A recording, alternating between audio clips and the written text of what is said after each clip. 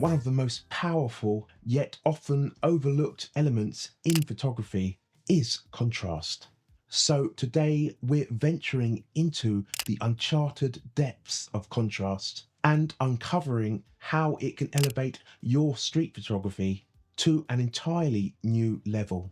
So let's dive in.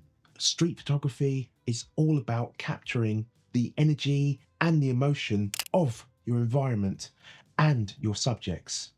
And contrast is one of the most powerful tools you can use to do that. A common misconception is that contrast only relates to light and shadow, but I have found out it's so much more than that. Whether it's through light, colour, or texture, contrast can help you tell deeper stories. Plus, and this is a big plus, there is contrast in storytelling elements, juxtaposition, which lets you convey a message to the viewers of your photos through contrasting elements, sometimes even adding a touch of humour to your images. So today we're going to explore Brighton and look at different ways you can use contrast to its fullest potential in your own street photography. Along my journey, I'll share some tips to help you see contrast in new ways. And stick around to the end because I'll be sharing a simple yet powerful technique that will instantly improve your ability to spot contrast in any street scene. So let's make a start with the original contrast, light and shadow.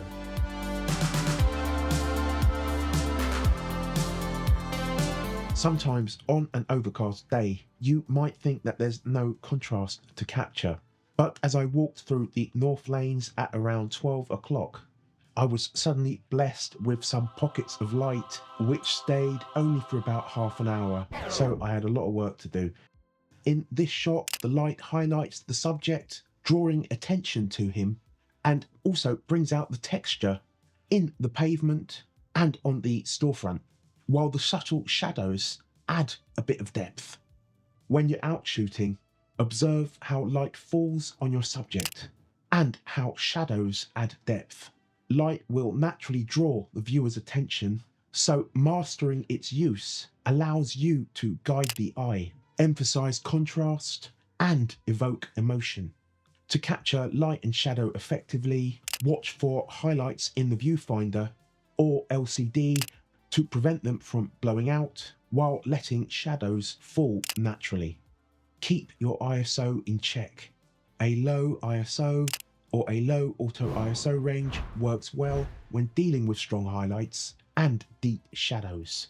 And don't forget to adjust exposure compensation when needed.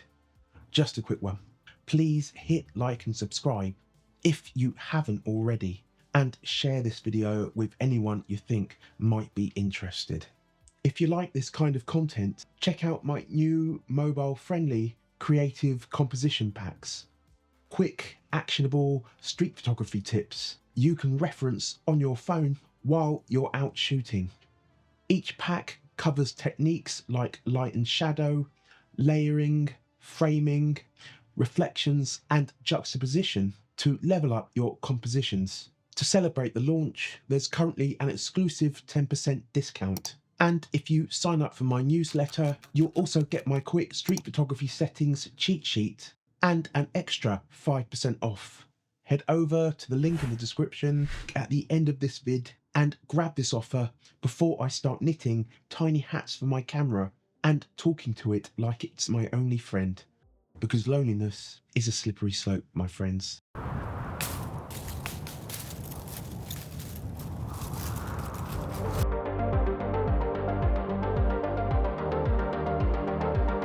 Walking down Sydney Street, I always make a beeline to this shop with this green facade and these beautiful home furnishings in the window, as it always catches my eye. What I think makes this scene come alive are the two subjects wrapped in their winter coats, gazing into the window. The red of the woman's coat contrasts with the green shop front and also her partner's coat, whilst also echoing the warm glow of those lampshades inside, which subtly links the subjects to their environment. This kind of contrast isn't just about making colours pop. It guides the eye, sets a mood, and tells a visual story through subtle details. When you're shooting, be intentional about capturing contrasting bold colours and also subtle tones, like in the tarmac of the road here, that contrasts with the subject's coat and the storefront. Just like light, colours will draw attention to specific areas or subjects in your images. You can also use colour contrast to convey a message or give your photo a specific atmosphere. Look for complementary colours like red against green or blue against yellow to create natural harmony in your frame. Shooting in RAW allows you to adjust colours to make them pop in Lightroom or any other editing program.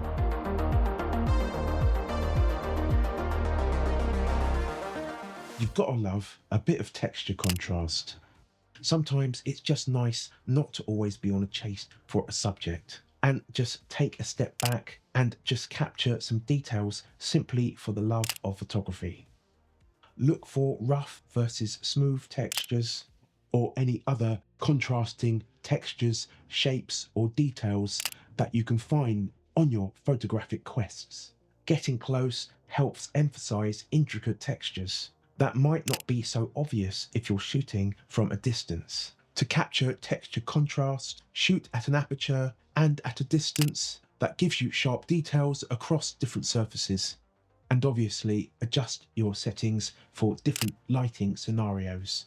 And side lighting works best to enhance textures. So keep an eye out for how light interacts with the surfaces. Crop modes or lenses with longer focal lengths can also help to isolate contrasting textures to make them stand out. Now let's jump into my favourite kind of contrast, juxtaposition contrast.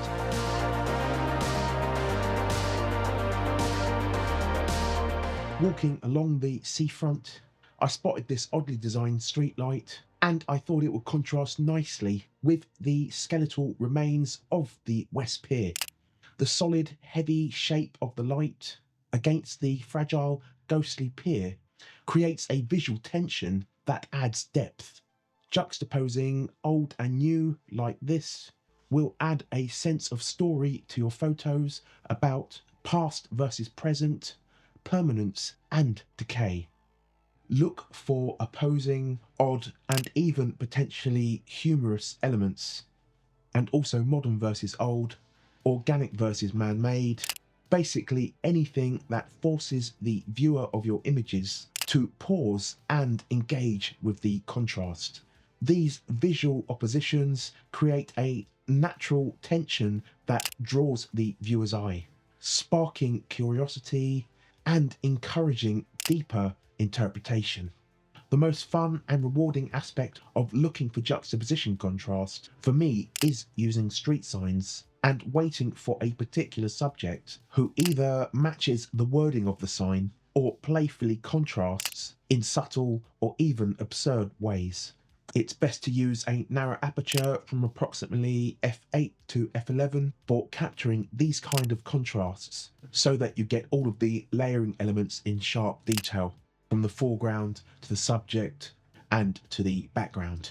Ultimately, juxtapositions, capturing opposing shapes and details, irony and absurdity are rarer than your average street photograph and will only serve to make your photography unique, helping you capture images that stand out from the usual sea of generic images.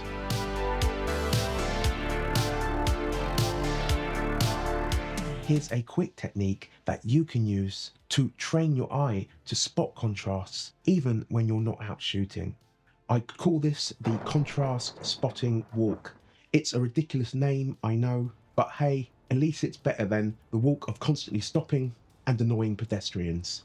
Next time you're out, pick a familiar route and focus on spotting one type of contrast at a time. Light and shadow, colour, texture, and also juxtaposition. Observe how these elements interact in everyday scenes, and over time, you'll start to notice them when you're behind your camera. So which type of contrasts from this list pique your interest, and which ones are you going to focus on capturing first? I'd love to know, so please let us know down below.